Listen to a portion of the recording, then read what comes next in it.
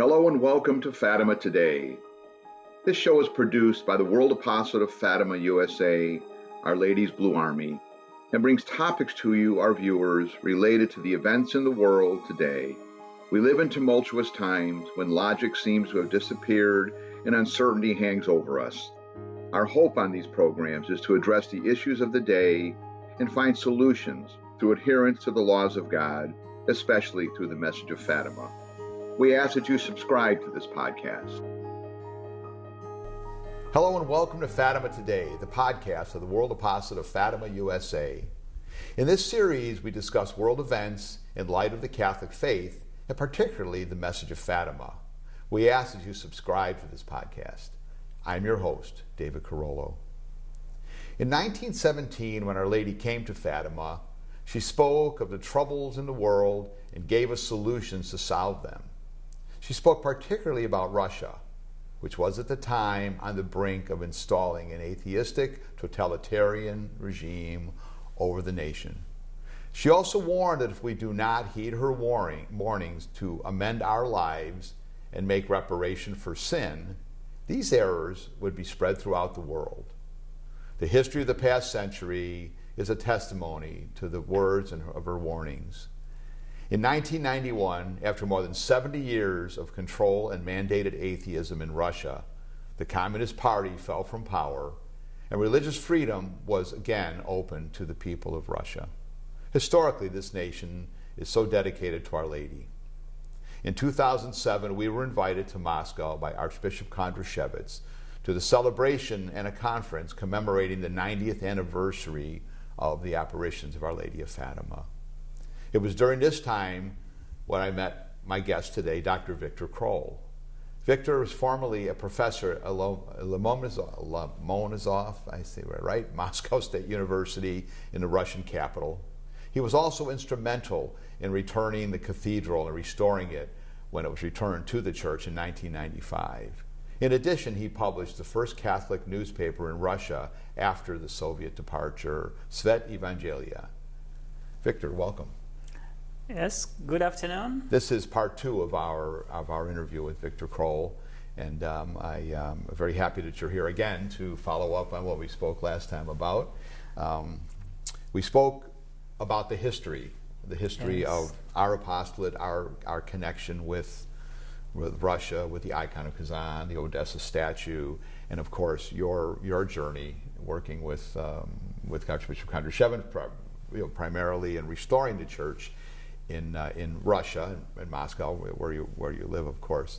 So things have changed a bit again, though, haven't they? A little reversion, it seems, to maybe not quite to the communist days, but it is a little more difficult today to be practicing. Oh yes, we are living in a time of very dramatic changes, and unfortunately not to better, but to worse. And I have a feeling that Russian society today is coming back not even to socialism times, the soft Brezhnev era, where you could hide yourself from the propaganda, from atheism. There were some safe places that you just could do what you want. If you do not openly oppose the power, you are allowed to survive and to do what you want. And for professors, for teachers, for those who work in humanities, many people hide themselves in history, for example, in medieval history. If I want to teach Catholicism, and I then try to study medieval scholastic of Thomas Aquinas or something like this. And these times I grew up under the Brezhnev's governing, and I won't say they were bad. The worst thing was that the churches were closed and religion was persecuted much. But now we are going back to Stalin times, where your neutrality is not enough. It is not enough for the power. They want your confession of faith, of their faith. They want your loyalty expressed publicly. signing the letters in support of the president and the government and so-called special operation. And this is something that makes impossible for many Russians to stay in the country. I am one of them. I fled Russia. For many years I taught journalism and journalistic ethics, for example.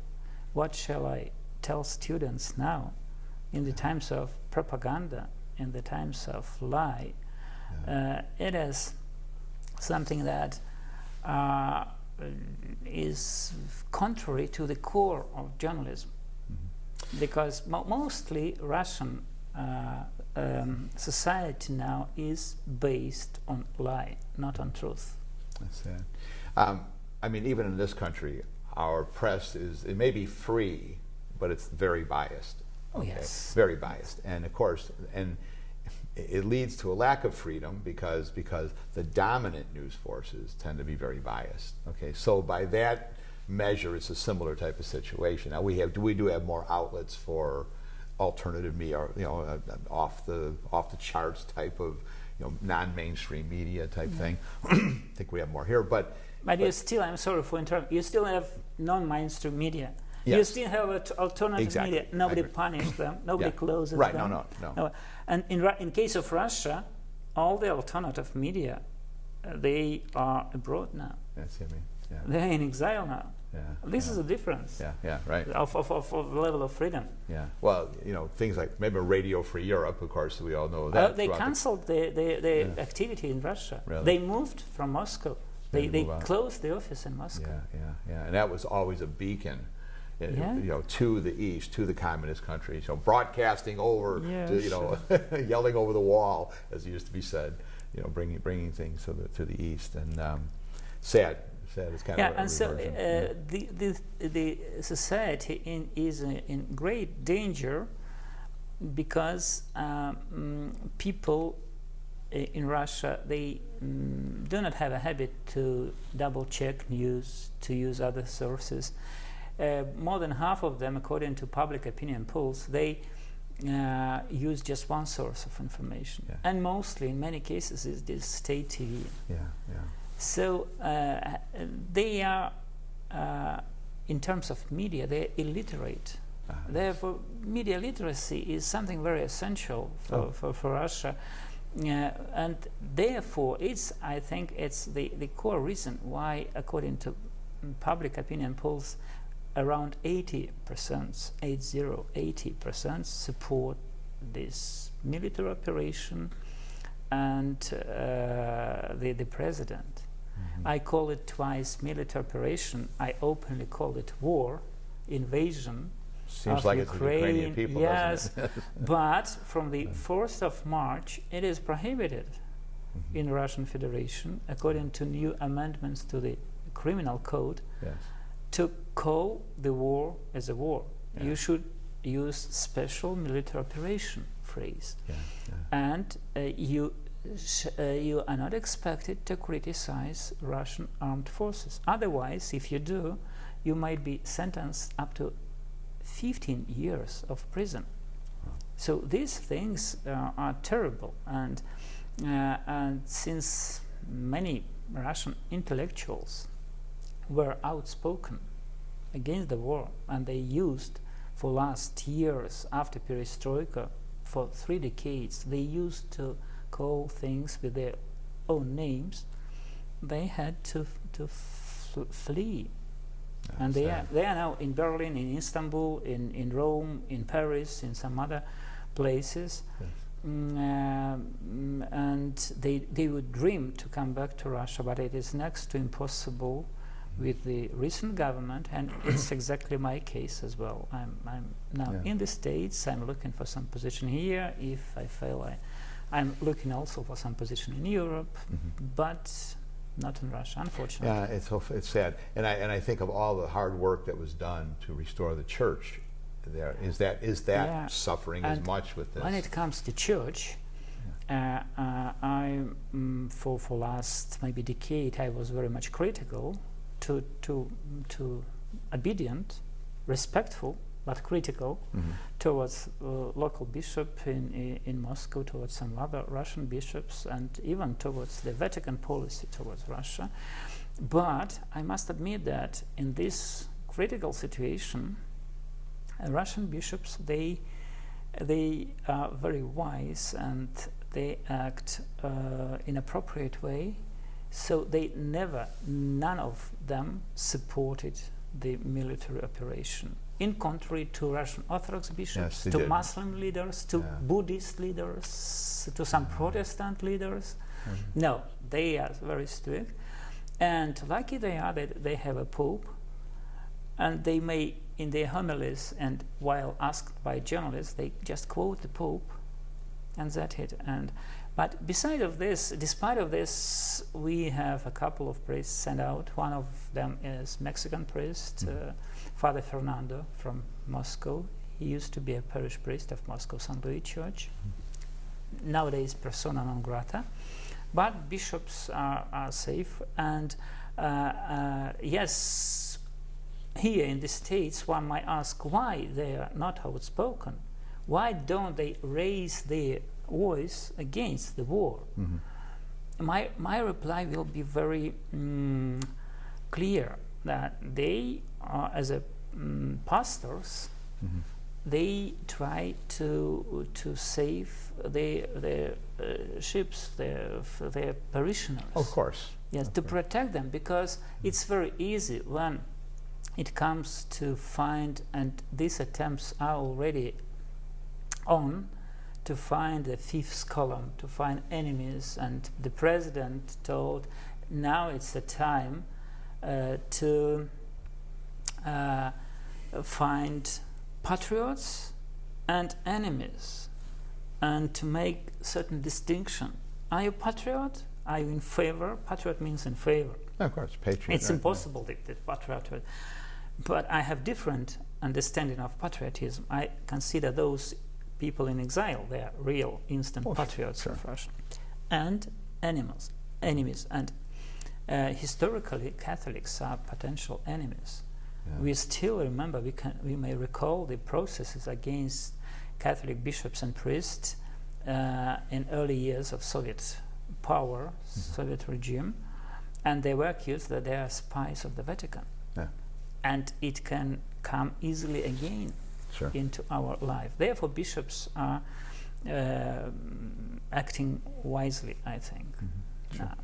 What is the percentage of Catholics? I mean, in Russia. I mean, compared to according even the most optimistic calculations, less than 1% of the population.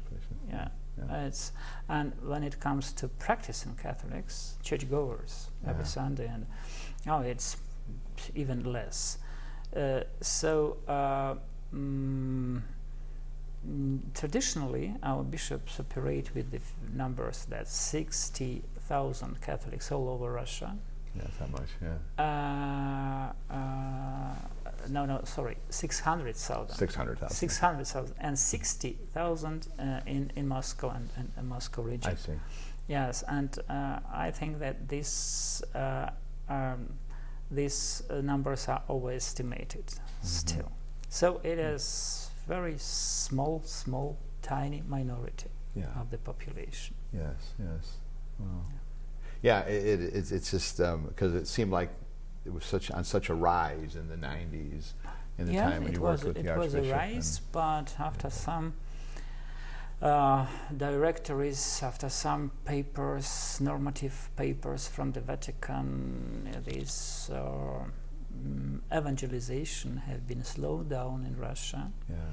And we are not supposed to evangelize because it's a canonic territory of our brothers, Orthodox Christians, and so on and so forth.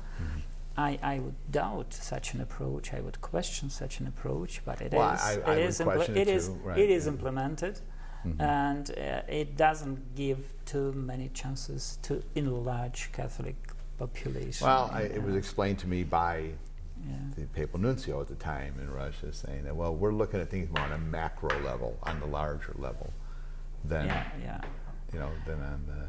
But anyway, so in Catholic communities, the recent situation, terrible situation, is widely discussed. We had synodal way groups and discussion, and recently the final document on the level of archdiocese have been published with some good ideas, good reflections. So the church is alive. I never believed in the numbers, so it was not the indicator of the quality of church, of the vibrant, and even it was not a criterion for the validity of sacraments or whatever. I think the small church could preserve faith and transmit faith in some cases even better than big, large statistically. Smaller churches tend to be holier churches. Yes, it's exactly. And I think you see this. It's a process of purification. It is. Well, I mean, there's persecution that goes with it and all, and I think you see, particularly in Africa, where where there are very much minority religions, but they're powerful in their faith, and it's really wonderful to see. And maybe that's what it just seems like in Russia, with the progress that was made, say going up to maybe the time of that 90th anniversary celebration that we were there for, 2007-8. There seemed to be a great openness for just a tolerance of it all. And now, even now, Catholic teaching, Catholic culture, Catholic approach to education, for example, are very attractive in Russia. Yes. They are used, and many people are coming asking about Jesuit schools, how they were constructed, or some other successful things. And our Orthodox brothers, they are now developing their social teaching on the basement of Catholic social teaching. It is something that evaluates, and we have in Moscow Institute of St. Thomas Aquinas, theological institute, which attracts many students of Orthodox background. So intellectually, culturally, Catholicism is still very influent in Russia, as it used to be in 19th century. Exactly. And so therefore the sympathies. Well, we have been the gold standard for these institutions. Yes. And I mean, even in this country, I went to a Catholic education, through my the grade school, high school. And at my high school, it was run by the Augustinian Fathers.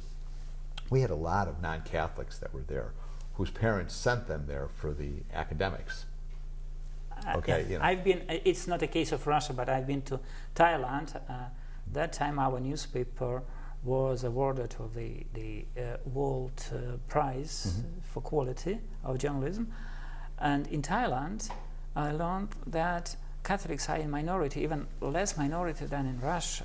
But all the establishment children went to Catholic school. Catholic schools. Yes, in Thailand, exactly. The most popular, the most prestigious is Catholic school. Right. School, healthcare institutes, it's all the Catholic institutions. And Catholics in Thailand, they belong to the elite of the society, rich people, wealthy people, successful people, but they never been suppressed as we were in Russia. This is a difference. Right. It's very sad, and I think that's probably, looking at that success is one of the reasons why they don't want you to come forward with many things, because it makes them look bad, realistically, So, and it's unfortunate, because we do have. I mean, and even in India, for example, I don't know the exact percentages and numbers, but there is, the educational and the medical institutes there are just head and shoulders above everything else, and they become a standard. Yes, it's great impact of Catholic Church, Catholic all over the world. And I think that Russian people are open towards this. Russian power is not open so much. Russian Orthodox Church is rather closed and intolerant towards this, because there is a kind of phobia. I call it proselytophobia. So the phobia that these Catholics, they're too successful, they will convert very quickly all Russians into Catholicism. What is not true, but better not allow them than to compete with them. But when you present the truth, it becomes attractive, okay? Yes. So yes, I think that's a big part of it. And generally speaking, we are living in the huge crisis of truth. Yeah. Because truth is the core thing in Christianity. Yes. I came to give you truth. Right. But in social life as well. Okay. What is happening in Ukraine now, it is one of the consequences of lack of truth. Well, it is, and I wouldn't make any claims to, there's things on all sides of an issue like this, but the reality is these people are suffering, and they're suffering a terrible thing, and and it's so sad. I know that, ethnically, the Russians and Ukrainians have so much in common. They're so intermingled. They're so brothers versus brothers. It's war brothers against brothers, and for some, even Catholics, they see here one of the signs of apocalypse. Brother will fight against brother. Yes. I remember other words that nobody knows this time, where the end of the world will come and Christ will come again. But yes, it is very unpredictable totally. For me, the beginning of the war was such an unpleasant surprise. So it was so unexpected. It was a crush of. Well, I think something of this magnitude. They've been encroaching on land, and of course the situation with Crimea. You knew that. That there was. But still, to start such a brutal war against the neighboring country, the same, and the religion dimension is dramatic here, because a major of people in Russia and in Ukraine belong to one church called Russian Orthodox Church. Although there's Russian calls Orthodox to Church, separate it is not a national church. It is spread over. Right. Yes, and this makes the situation for Russian Orthodox Patriarch and hierarchy very difficult. Yes. They have no chance to explain themselves. They have no chance to. They are enforced, I think, to follow the rule of the government and to be subordinated, which makes problems, because the Ukrainian part, looking at this, is about to split. Is about to form their own church. Separate, to separate. They don't want to be subordinated to the patriarch who publicly supports the war.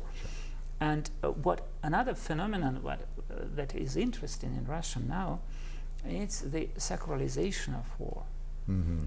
Because this sacralization, with the support not only by Orthodox hierarchy, but as well as Muslim and Buddhist spiritual leaders, it means that if you label something like sacred, it is not discussable anymore. Yeah, exactly. You just take the war out of public debate. Right. This war is sacred. Do not touch it. Don't discuss it. And this is a problem. For this sacralization, from one side, has religious dimension, but it has a legal dimension. With these last amendments, do not touch. Do not call this word. Otherwise, you are in prison. So this is sacred. You violate. If you profane sacred, then you are sentenced. This is a throwback to the Stalin days, isn't it? Yes. This is, for me, it's evident indicator that we are coming back to Stalin, and I don't want myself, my family, my children to live in this country. Yeah, so sad, because it is your country. I mean, it is my country. Despite I'm Polish ethnically, I grew up in the territory that before the Second World War was Poland. Right. My father was a Polish citizen. He born before the war. Right. But I spent all my life. I left my native town when I was 17. I'm 70, and I'm 58 now. So 41 years I spent in Russia. It's my country. Of course. I invested too much energy, forces. I found my wife there. Of course. So it's my country, and therefore it is very sad. I feel myself maybe like Russian immigration after the revolution, 1917. Sure. That it is my country, and I cannot have any impact on what is happening. I just can sadness witnessing of this, nothing else. Well, we pray, we hope. I mean, I know that the talks about the conversion of Russia and all that, and people say, see, the consecration was never done. This is the big argument that comes out. But the reality is, and I think it has to do with what we did speak about earlier. There's no grace that God gives that we don't have to cooperate with in order to make things happen properly. And I think that's where we're at today. I don't think enough people have followed certainly the message of Fatima. Yes, many did, and maybe bigger things didn't happen. But this whole thing about nations could be annihilated. That was one thing she said. Well, maybe they haven't been, but maybe they have been, because look what happens when governments come in and they take out religion. You're annihilating the spirit of people. You're annihilating their access to salvation, not to salvation, but to the tools of salvation. So maybe that's what she meant by nations being annihilated. And the power of prayer could never be over-evaluated. Oh no, you're right. It's so strong. Oh yeah. Therefore, quiet prayers of some sisters or monks all over the world, prayer for Russia is very important. I agree. It's very important, and our prayers and prayers of Russians as well. So it is the argumentus ultimus, so the last argument. Yes. When you can do anything else, you just pray. You pray. And I think it's exactly what I'm doing. St. Padre Pio said, "Pray, hope, and don't worry." And he's right. People talk about, are we in the times of the apocalypse? Are we in the end times? My mother always said to us, don't worry about those things, just be in a state of grace. And if your time comes, it comes, okay? And I think that's a good way to look at it, and that's a very Catholic way of thinking. Always be ready for that. Are we in the end times? I tend to think not. I think there's a lot of other good things that have to happen in this world eventually. We hope. And I think they will happen with the triumph of the Immaculate Heart. I mean, we promote very much the first Saturday's devotion, the part of the Fatima message that really has not been totally fulfilled. When enough people will do that, then I think we're on track for the miracles. No doubt about it. Yes. Yeah, I mean, whoever thought that the Berlin Wall would fall, and that the communist flag would come down from the Kremlin without a shot being fired. That is amazing in itself when you think about it. And I think that I cannot predict. I'm not a prophet, but this second Stalinism time in Russia will over. Sooner or later. I want to believe it's going to be short-lived. Now, and maybe being optimistic, but I believe that it will be. I think people have understood that there is a, I don't know, maybe there's still a lot of media out there. Yes, media is controlled, but the internet is like, it's like you've let everything out of the bag. Okay, it's hard to control social media. It's hard to control. Yes, they do to some degree. But from another side, you have to have curiosity of people, willing to be informed. This is a problem. Well, you have to. I think we have to. People like us have to build up that curiosity with people a little bit, because if they're just bound and determined to be part of something that's presented to them without questioning it, well, that is conditioning to some degree. I know, but deep in the heart, people want more. People know truth. Natural law is not something you read about. Natural law is in your heart, right? Okay, so when something is wrong, abortion being a good example of it, in your heart of hearts, that there's something wrong with that. Okay, taking lives. Despite of all arguments of pro-abortive forces and everything, yes. Yeah, woman knows that something Sure. is, yes. Yeah, a man, a woman knows that, wait a minute, no, that's taking a life. Now, that's natural. There's something naturally inside of you tells you that. So I really believe that the prayers that we have is that more people respond to that inner call that they have and become more curious, you know. And even in the more restricted things, I think they will find the truth if they look hard enough for it. But truth, again, it's very fashioned, widespread term or notion or word, post-truth. Yeah, post-truth. Post-truth, I'm really frustrated how wide it is represented in media, even in academia, because if you try to analyze this post-truth, if we accept that we are in the time of post-truth, we then accept that truth is not absolute. There was a time of truth, and now it's time of post-truth. There is a and we understand truth as something relativistic.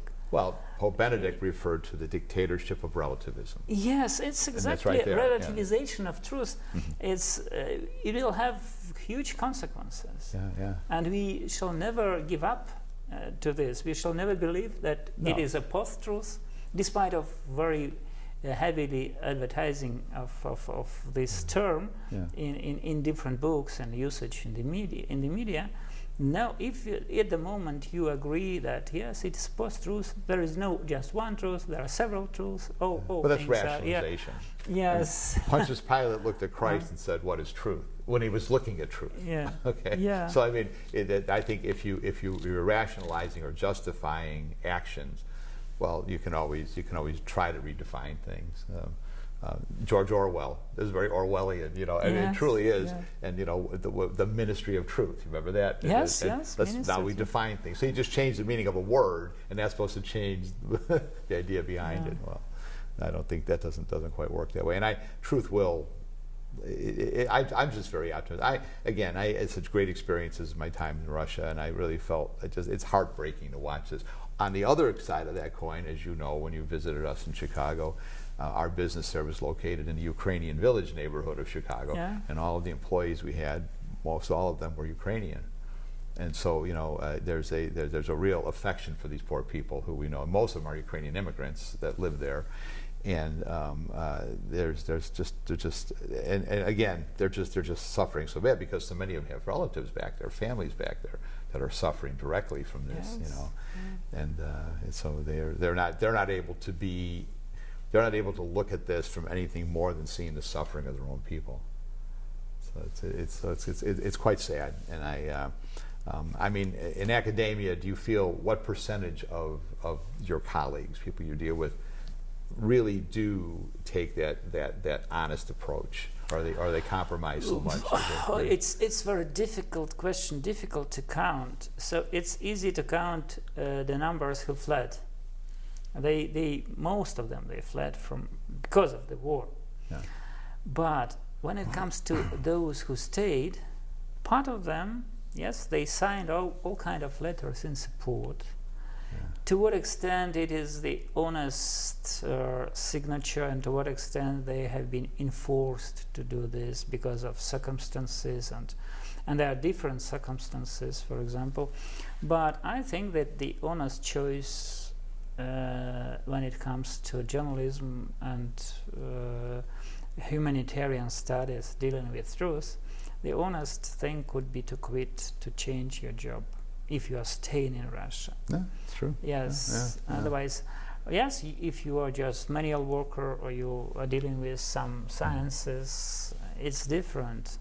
But and therefore, big number of my colleagues, they left Russia or they quitted job. And I respect. I have deep respect to them. It's not easy to do.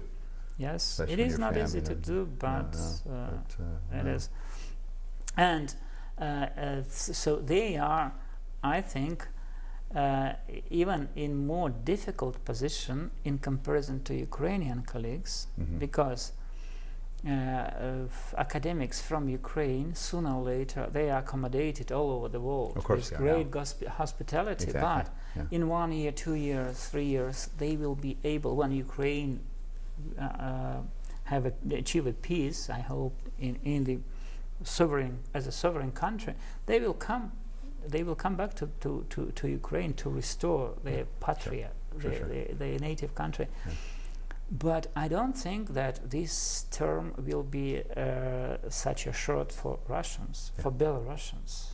Yeah. They immigrated for decades.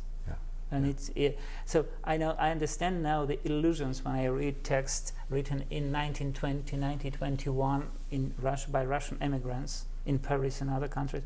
Okay, in 1 or 2 years, this Bolsheviks regime will fail and we will come back. Yeah. I don't think so. Therefore, I admire those institutions who advertise the call not just for Ukrainian scholars, but to the scholars who has been affected by the war in Ukraine.